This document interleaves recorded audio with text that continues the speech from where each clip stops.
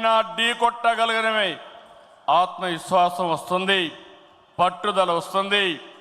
ఆ పేరే 3 అక్షరాలు ఎన్టీఆర్ అని మరొక్కసారి తెలియజేస్తున్నా. ఎప్పుడైనా ఎన్టీఆర్ విగ్రహం ఆయన ఒక్కసారి చూసి, ఆయన రూపాన్ని చూసి మీరు ఏ సంకల్పం చేసినా అది సాధించే శక్తి సామర్థ్యం మీకు వస్తుందని మరొక్కసారి విజ్ఞప్తి చేస్తున్నా. చైతన్య రథంపై తెలుగు రాష్ట్రాలతో తిరుగుతూ గర్జించారు.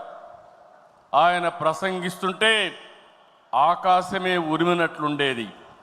పార్టీ పెట్టి 9 నెలల్లో ముఖ్యమంత్రి అయ్యి రికార్డు సృష్టించిన వ్యక్తి ప్రపంచంలో ఒక్క ఎన్టీఆర్ అని చెప్పి మీకు తెలియజేస్తున్నా. ఎన్టీఆర్ అంటే పేదోడికి భరోసా, రైతులకు నేస్తం, తాడి పీడిత ప్రజలకు ధైర్యం, యువతకు భవిష్యత్తు, మహిళలకు అండ, కార్మికులకు అభయం. అన్ని వర్గాలు కీర్తించే ఏకైక నాయకుడు ఎన్టీఆర్. తనను వెండితెర విలవేల్పును చేసిన తెలుగు ప్రజల రుణం తీర్చుకోవడానికి ఆయన రాజకీయాల్లోకి వచ్చారు. అందుకే ఎంత కష్టమైనా వెనుకడుగేయలేదు. 60 సంవత్సరాల్లో రాజకీయాల్లోకి వచ్చి చరిత్ర సృష్టించిన వ్యక్తి. ప్రజలపై నుండే ప్రేమాభిమానాలు, అవినీతి రాజకీయాల్ని కడిగి పారేయాలనే పట్టుదల ఆయన రాజకీయాల్లోకి తీసుకొచ్చింది. సమాజమే దేవాలయం, ప్రజలే దేవుళ్ళనేది పార్టీ సిద్ధాంతంగా మార్చారు. అధికారం అంటే బాధ్యతని చాటి చెప్పారు. పదవంటే సేవ చేసే అవకాశమని నిరూపించారు. పాలకులంటే సేవకులని చెప్పి దేశ రాజకీయాల అర్థాన్నే మార్చిన ఏకైక నాయకుడు ఎన్టీ రామారావు. ఎన్టీఆర్ పార్టీ పెట్టి కూడు గూడు గుడ్డ తన విధానం అని చెప్పారు. పార్టీలో ఇల్లు, నాగలి, చక్రంతో తన ప్రాధాన్యతలు వివరించారు. 43 ఏళ్ళు ఎన్టీఆర్ రూపొందించిన పసుపు జెండా శాశ్వతంగా ఉంటుంది. తెలుగు జాతి ఉన్నంత వరకు ఎన్టీఆర్ గుర్తుంటారు. ఈ జెండా ప్రజలకు సేవ చేస్తుందని చెప్పి కూడా నేను మీకు తెలియజేస్తున్నా.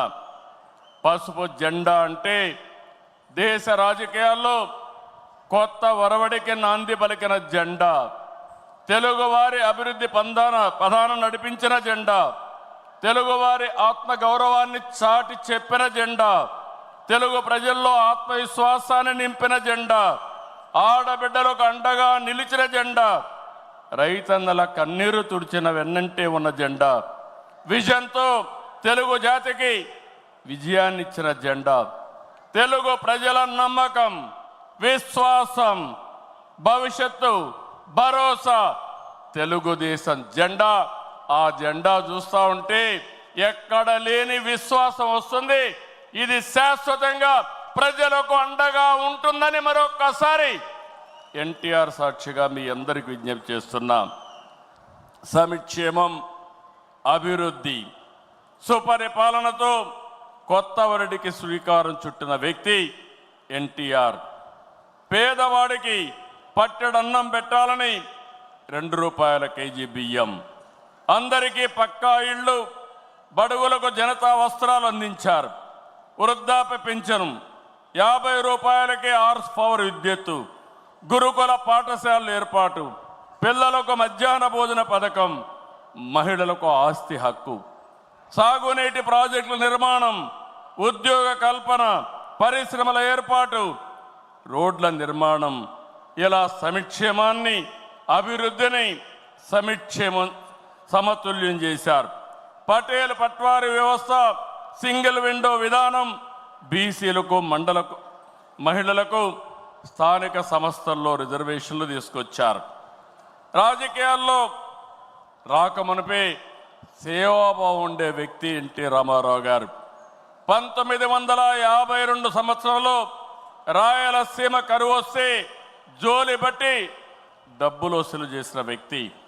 1962లో భారత చైనా మధ్య యుద్ధం వస్తే విరాళాలు సేకరించిన వ్యక్తి. 1965లో భారత్ పాకిస్తాన్ మధ్య యుద్ధం జరిగినప్పుడు 1972లో రాష్ట్రంలో కరువు వచ్చినప్పుడు 1977లో దివిసీమ ఉప్పెన మీరు చూస్తే వేలాది మంది చనిపోయారు. అలాంటి సమయంలో నేనుంటానని చెప్పి అండగా నిలిచిన వ్యక్తి నందమూరి తారక రామారావు గారని చెప్పి నేను మీకు తెలియజేస్తున్నా. మార్చి 29, 1982 తెలుగుదేశం పార్టీ ఏర్పడిన రోజు. నిన్న మార్చికి 43 సంవత్సరాలు. ఇప్పుడు మిమ్మల్ని చూస్తూ ఉంటే రోజు రోజుకు మీ ఆదరణ పెరుగుతూ ఉంది. 4 దశాబ్దాలైంది. ఎన్నో మైలురాళ్లు దాటాం, ఎన్నో విజయాలు, ఎన్నో అనుభవాలు. ఎన్టీఆర్ ఆశయాలు, సిద్ధాంతాలని ముందుకు తీసుకెళ్తున్నాం. ఆయన స్ఫూర్తితోనే సమిక్షేమానికి, సంస్కరణలు, అభివృద్ధికి పెద్దపీట వేస్తున్నాం. 2024 ప్రజలిచ్చిన తీర్పు, విధ్వంసం నుంచి అభివృద్ధి వైపు ముందుకు పోతున్నాం. పేదరికం లేని సమాజం కోసం మన నాయకుడు తప్పించారు.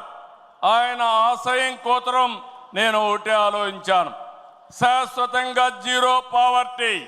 అంతేకాదు, శాశ్వతంగా పేదరికం లేకుండా చేయడమే కాకుండా ఆర్థిక అసమానతలు తగ్గించి ప్రతి ఒక్కరి జీవితంలో జీవన ప్రమాణాలు పెంచాలనేది తెలుగుదేశం పార్టీ సంకల్పం అని చెప్పి కూడా నేను మీకు తెలియజేస్తున్నా.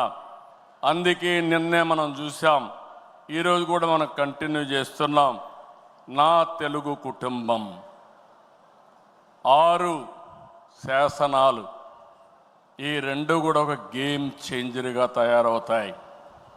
నేను ఏమాత్రం అనుమానం లేదు, మీలో స్ఫూర్తి చూస్తున్నా. ఎన్టీ రామారావు గారి ఆశీస్సులు ఉన్నాయి. మనం అందరం కష్టపడదాం. 2047కి ప్రపంచంలోనే ఒక అగ్రజాతిగా తెలుగు జాతి తయారవుతుంది. ఇది ఒక సంకల్పం. ఆ సంకల్పాన్ని ఈ కడప మహానాడులో ఎన్టీఆర్ సాక్షిగా మనం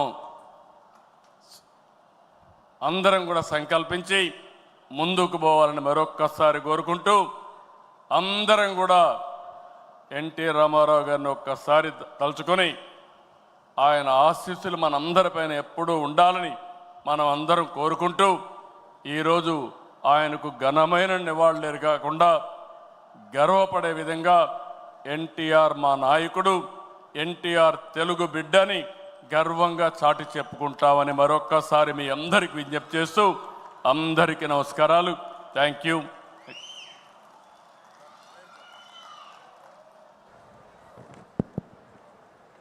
థ్యాంక్ యూ సార్. రెండవ రోజు నందమూరి తారక రామారావు గారికి ఘన నివాళిని అర్పించిన తర్వాత మనం అజెండాలోకి వెళ్తూ ఉన్నాం. ఇవాళ అజెండాలో రెండవ అంశంగా ఉన్నటువంటిది తెలుగు జాతి విశ్వఖ్యాతి, తెలుగు జాతి ప్రాభవం, వైభవం, తెలుగు జాతి తెలుగుదేశం పార్టీ వచ్చిన తర్వాత ఏ రకంగా విశ్వవ్యాప్తంగా మన అభివృద్ధి ఫలాలను అందుకుంటూ తెలుగుదేశం పార్టీ ఆవిర్భావ అనంతరమే తెలుగు జాతి ఏ రకంగా తన వైభవాన్ని, ప్రాభవాన్ని చాటి చెప్తోందనేటువంటి అజెండాలో మనతో మాట్లాడడానికి మాజీ మంత్రివర్యులు శ్రీ నక్కా ఆనందబాబు గారిని రావాల్సిందిగా సగౌరవంగా ఆహ్వానిస్తున్నాం.